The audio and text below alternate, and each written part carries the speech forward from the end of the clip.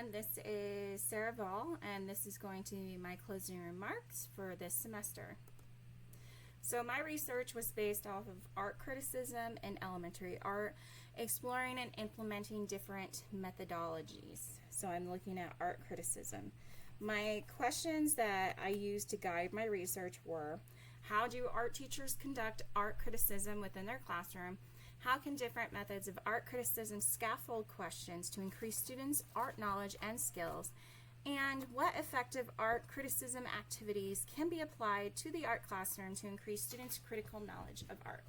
So pretty much I wanted to explore art criticism, find better ways to do it, and find activities.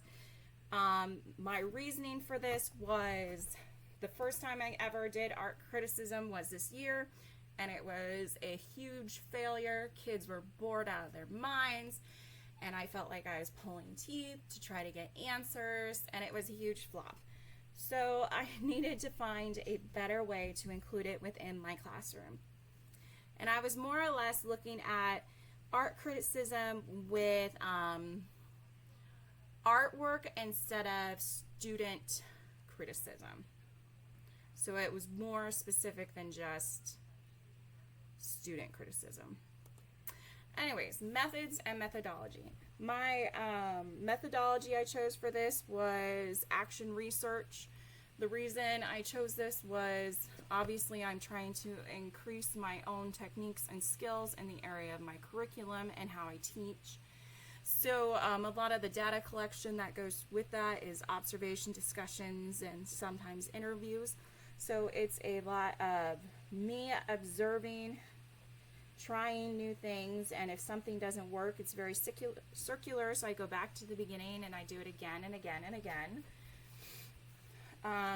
Next, analysis. So what I've learned is from my research, most of research is based off of student critiques, so how to get students to critique other people's artwork, which was a little frustrating because that's not what I was looking for, but that's what the majority of the information is based about. So pretty much I have to take that as a grain of salt and apply it to, well, I could probably do that in my classroom off of a famous artwork. Also, what I have found is that the majority of critiques are teacher created. There are some different methods out there. I found Feldman's method, Hartung's method, and Thompson's PQP method, but it's not set in stone. It's very much still the teacher just coming up with their own guiding questions to get to the point. Every critique is student-centered. Some information I found, the best way to start a critique is having students select the artwork that they want to do. That way they seem a little bit more interested in the beginning. So a lot of the research was trying to find ways to get students interested and making sure that they're all participating. A lot of the activities that I found were group-based, so having the students work as groups, and the writing components were mostly sticky notes. So it seems that sticky notes are a way to go, and that kiddos like that option no matter their age level, as some critiques I read were based in college and they were using sticky notes. So that seems very popular. I put Terry Barrett there because a lot of the research I found is by the author Terry Barrett. I pretty much ended up buying 2 of his books off of Amazon, and he seems so far to be one of the leading figures, or writers I should say, or researchers, however you want to call it, in the field of art criticism.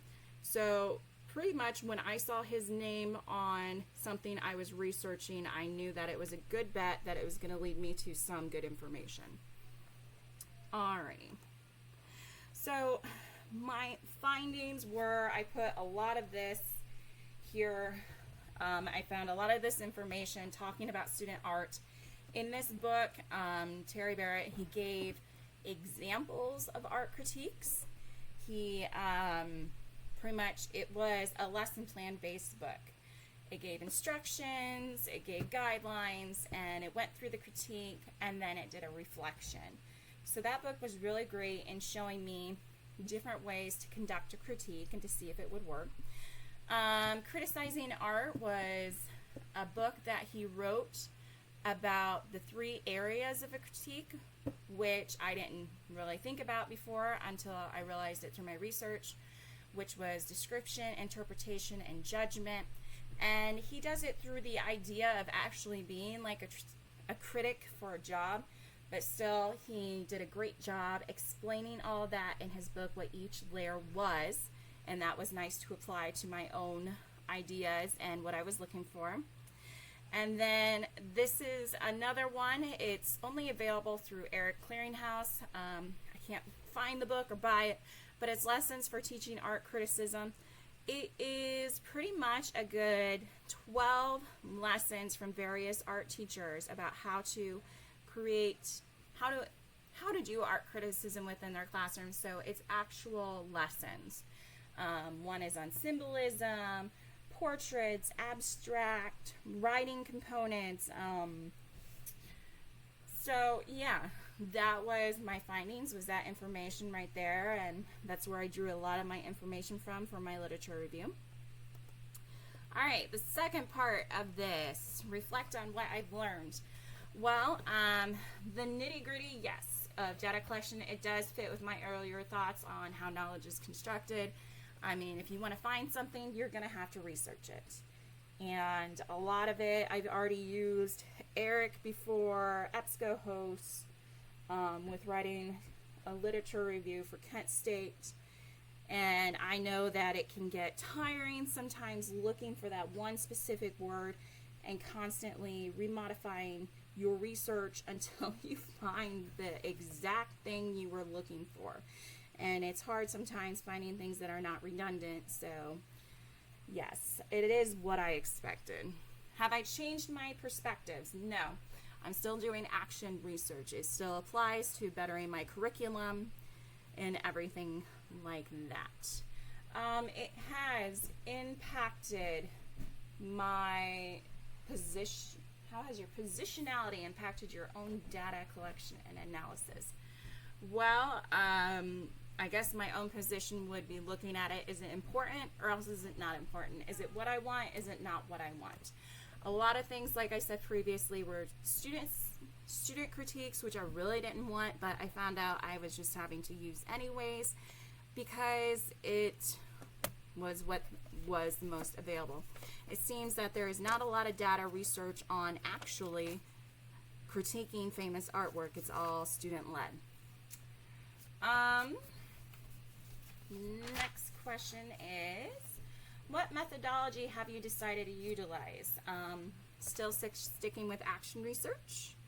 And lingering questions?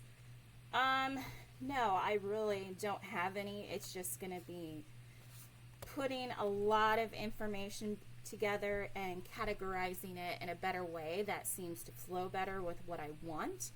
And also pretty much what I still have to do is, my school doesn't end until the second week in June, so yahoo. So I still have some opportunities to try different critiques within my classroom.